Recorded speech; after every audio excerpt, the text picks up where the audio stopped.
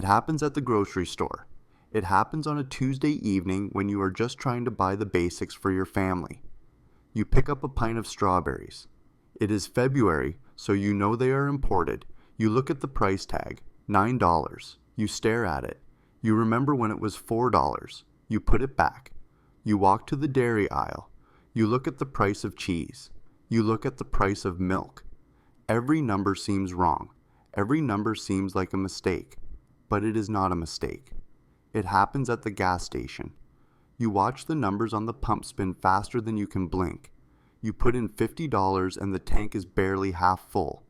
It happens when you look at the price of a new laptop for your child's school and realize it costs 30% more in Canada than it does just across the border in Buffalo. And you tell yourself it's just inflation. You tell yourself it's supply chain disruptions. You tell yourself it's corporate greed. But you are wrong. It is something much more dangerous. It is something that hasn't happened in this country since the 1990s. And this time, there is no commodity boom to save us. Your money is dying. The Canadian dollar, the loonie, is in a free fall. It has broken through the psychological floor of 70 cents. It is trading at 68. And the whispers on Bay Street, the whispers in the boardrooms where the real decisions are made, say it won't stop until it hits 60 cents. Welcome back to Canada Property Watch. We have exposed the housing crash that is wiping out your equity. We have exposed the banking insolvency that threatens your deposits. We have exposed the great exodus of the middle class. But today, we are talking about the invisible tax that is destroying your life, even if you don't own a house, even if you don't have debt. We are talking about the currency crisis. We are talking about the deliberate, calculated devaluation of the Canadian dollar by the Bank of Canada and the federal government. In this deep dive investigation, we are going to explain why your salary is effectively being cut by 20% this year. We will explain the imported inflation death spiral that is making it impossible to afford modern life. We will break down the interest rate trap that forced Tiff Macklem to sacrifice the dollar to save the housing market. And we will tell you why Canada is rapidly becoming the Mexico of the North, a country with a weak currency, cheap labor, and a standard of living that is collapsing in real time. But to understand why your money feels worthless, you have to stop thinking in Canadian dollars. The Canadian dollar is a mirage. It is a local token used to pay taxes and buy Tim Hortons coffee. The real money of the world is the US dollar. Energy is priced in US dollars. Food is priced in US dollars. Technology is priced in US dollars. Industrial machinery is priced in US dollars. Everything that matters, everything you need to survive and build a modern economy is imported or priced globally. When the Canadian dollar collapses against the US dollar, you get poorer instantly. You don't see it on your pay stub. Your paycheck still says $5,000, but that $5,000 now buys only $3,000 worth of real goods. You are running on a treadmill that is speeding up while your legs are getting tired. But why is this happening now? Why, in 2026, is the loonie crashing while other economies are stabilizing? It comes down to one simple, brutal choice that the Bank of Canada had to make. We predicted this choice 2 years ago on this channel. They had two buttons on the desk. Button A, protect the currency. To do this, they would have to keep interest rates high, matching the US Federal Reserve. This would keep the dollar strong, keep imports cheap, and crush inflation, but it would also crush the housing market. It would cause millions of mortgage renewals to fail. It would bankrupt the big banks who are holding toxic mortgage debt. Button B, protect the housing market. To do this, they would have to cut interest rates aggressively. They would have to print money. They would have to bail out the mortgage holders. But by lowering rates while the US kept them high, they would destroy the value of the currency. Investors would sell Canadian dollars to buy US dollars where the yield is higher. They pressed button B. They chose the banks over the people. They chose to save the housing bubble at the expense of your purchasing power. The Bank of Canada began cutting rates while the US Federal Reserve held steady. The spread, the difference between our rates and their rates, widened to historic levels, and capital flowed out of Canada like water rushing through a broken dam. Global investors looked at Canada and saw a productivity wasteland, a housing bubble, and a government addicted to deficit spending. They sold the loonie, and now we are paying the price. This is imported inflation. In the winter, Canada imports nearly all its fresh produce, bombos foods. but lettuce from California, berries from Mexico, oranges from Florida. These transactions happen in US dollars. When the loonie falls from 75 cents to 65 cents, that is a 15% increase in the cost of buying that food. The grocery store doesn't absorb that cost. They pass it on to you. So when you see food prices rising, it's not just Loblaws gouging you, though they certainly are taking their cut. It is the fact that your currency is weak. You are bidding for global goods with a shrinking wallet. You are bringing a knife to a gunfight in the global marketplace. But it's not just food. Look at gasoline. Oil is priced in USD. Even though we produce oil, we refine it and buy it back at global prices. A weak dollar means expensive gas. Expensive gas means expensive trucking. And expensive trucking means expensive everything. It is a feedback loop. A weak currency causes inflation. Inflation causes the cost of living to rise. Workers demand higher wages to survive. Companies raise prices to cover those wages. And the spiral continues. This is the Turkey scenario. Look at Turkey. They cut rates to stimulate the economy despite high inflation. Their currency collapsed. Their inflation hit 80%. Canada is walking down that same path, arrogant enough to think it can't happen here. But math does not care about your nationality. Math creates consequences. Let's talk about the productivity crisis. A currency is effectively the stock price of a nation. If a company is innovative, profitable, and growing, its stock price goes up. If a country is productive, efficient, and creating value, then its currency goes up. Canada is not productive. We have not invested in machinery, AI, or R&D for decades. We invested in condos. We took all our available capital and buried it in the ground in the form of drywall and glass. Real estate is a non-productive asset. It does not export anything. It does not create foreign exchange reserves. You cannot sell a condo in Mississauga to a guy in Germany to pay for your imports. While the US was building Nvidia, Tesla, and OpenAI, we were flipping bungalows to each other. Now, the bill is due. The world doesn't want our condos. And because our oil and gas sector has been strangled by regulation and lack of pipelines, we can't even export our way out of this trouble like we did in the past. In 2014, when oil crashed, the dollar crashed. But now, even with oil prices decent,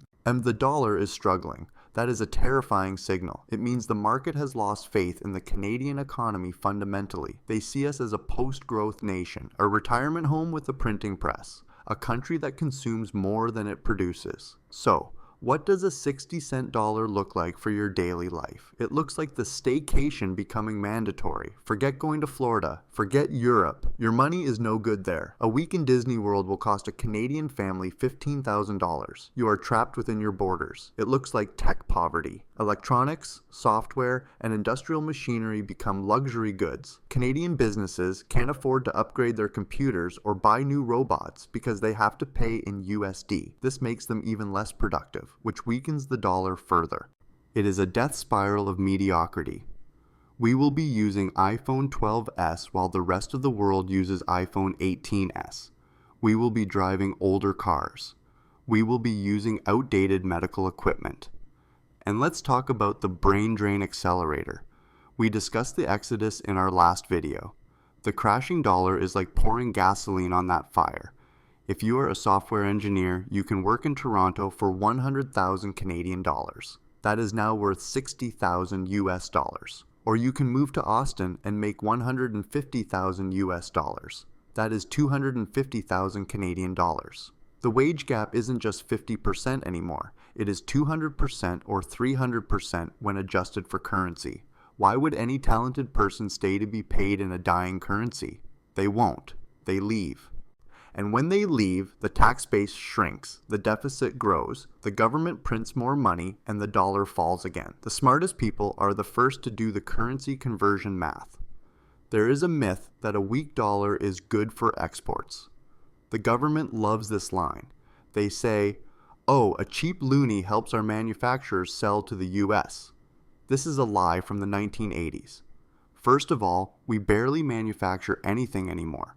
Second, our manufacturers rely on imported parts and machinery. If the cost of the machinery goes up by 20%, the benefit of the cheap labor is wiped out.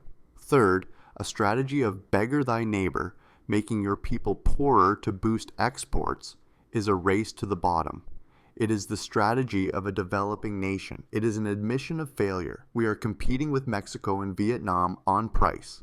And instead of competing with the US and Germany on quality, we are selling our labor at a discount because we cannot sell our innovation at a premium. This brings us to the capital flight. It's not just people leaving, it's money leaving. Wealthy Canadians know what is happening. They are moving their liquid assets into US dollars. They are buying US stocks. They are buying US treasuries. They are getting out of the Loonie. Even the Canadian Pension Plan, CPP, invests the vast majority of its assets outside of Canada. Think about that. The pension fund managed by the government doesn't believe in the Canadian economy. They are betting against their own country. When you sell Canadian dollars to buy US dollars assets, you put downward pressure on the dollar. It is a self-fulfilling prophecy. The smart money left 2 years ago. The panic money is leaving now. The government's response to this is terrifying. They are talking about capital controls. They won't call it that. They will call it wealth taxes or exit taxes. They will try to lock the door. We are already seeing increased scrutiny on large transfers of money abroad. Banks are asking more questions. Why are you sending this wire? What is the source of funds? They are preparing for the day when everyone tries to run for the exit at once. If you think your money is safe just because it is in a Big Five bank, remember, if that money is denominated in CAD, it is melting like an ice cube in the sun. And what about the debt? Canada has a massive amount of external debt. Provinces like Ontario and Quebec have borrowed billions from international markets. Some of that debt is in foreign currencies. If the loonie falls, then the cost of servicing that debt rises. It's like having a variable rate mortgage where the principal keeps going up. This could lead to a sovereign debt crisis. We could see a province need a bailout from the federal government, necessitating, you guessed it, more money printing, more dilution, more inflation. The hyperinflation warning in the title of this video is not clickbait. It is a mathematical probability. Hyperinflation doesn't happen when prices go up 10%. It happens when the public loses confidence in the currency as a store of value. It happens when people spend their paycheck the second they get it because they know it will be worth less tomorrow. We are seeing the early signs of this psychology. People are hoarding goods. They are buying gold. They are buying Bitcoin. And they are desperate for hard assets. The velocity of money is picking up. Look at the price of gold in Canadian dollars. It is hitting all-time highs. That isn't because gold is getting more expensive. It is because the loonie is getting worthless. Gold is the report card of a currency, and Canada is failing the class. Gold is the mirror that shows the ugly truth about the fiat currency we are forced to use. The scariest part is that the Bank of Canada is trapped. If they try to raise rates now to save the dollar, they will trigger the renewal denied wave we talked about. They will cause a mass default event that destroys the banking system. They literally cannot raise rates. They have to let the dollar burn. They have chosen their victim. The victim is the saver. The victim is the pensioner. And the victim is the worker who earns wages in Canadian dollars. The winner is the asset owner, if the asset is priced in global currency, and the debtor, whose debt is being inflated away. This is a wealth transfer, a massive, silent theft of your labor. Every hour you worked in 2015 is now worth 70% of what it was. The government has stolen 30% of your past labor through devaluation, and they plan to steal 30% of your future labor. Inflation is a tax that is never voted on. It is a tax that is imposed in the dark by unelected central bankers. So what does the future look like? It looks like Argentina. It looks like a bifurcated economy. There will be a dollarized elite who get paid in USD or hold foreign assets. They will live in gated communities, shop at specialty stores, and travel. And there will be the loonie class, the masses earning local currency, struggling to buy basic food, trapped in the country, dependent on government handouts that are worth less and less. The middle class will be wiped out, not by taxes, but by the destruction of the measuring stick of their wealth. The 60-cent dollar is coming. Goldman Sachs knows it. The hedge funds know it. The only people who don't know it are the people watching the CBC, listening to the government tell them that inflation is transitory and the economy is resilient. They tell you the economy is growing because GDP is up, but they don't tell you that GDP per capita is crashing. They are masking the decline with population growth and debt. Do not listen to what they say. Watch what they do. Tiff Macklem is cutting rates into a currency crisis. He is telling you, loud and clear, I am going to sacrifice the loonie. He is telling you to get out of cash. So what can you do? This is the part where we usually say fight back, but you can't fight a central bank. You can only protect yourself. First, Diversify your currency exposure. Do not hold 100% of your savings in Canadian dollars. Look at US dollar accounts. Look at gold. Look at assets that are not tied to the Canadian economy. Second, stock up on non-perishable imported goods now. If you know you need a new laptop, buy it today. If you need tools, buy them today. The price is only going up. Third, if you have a skill that can be exported, start freelancing for US clients. Earn USD. Create a personal hedge against your own country's failure. Become your own central bank. The era of the strong Canadian dollar, the era of parity, the era of cross-border shopping trips, it's over. We are entering the era of the northern peso. The map hasn't changed, but the territory has. We are becoming a poorer nation, day by day, cent by cent. We are watching our purchasing power evaporate, leaving us with a currency that buys less, a passport that opens fewer doors, and a future that looks increasingly expensive. The 60-cent dollar isn't just a number, it's a verdict. It's the world telling us that we aren't worth what we think we are. And the scariest part, the world is right. We stopped producing, we stopped innovating, and we stopped saving. Now, the market is pricing us accordingly. Subscribe to Canada Property Watch. We will continue to track the collapse of the currency and help you navigate the ruins of the middle class. The storm isn't coming. It's raining, and the umbrella costs 30% more than it did yesterday.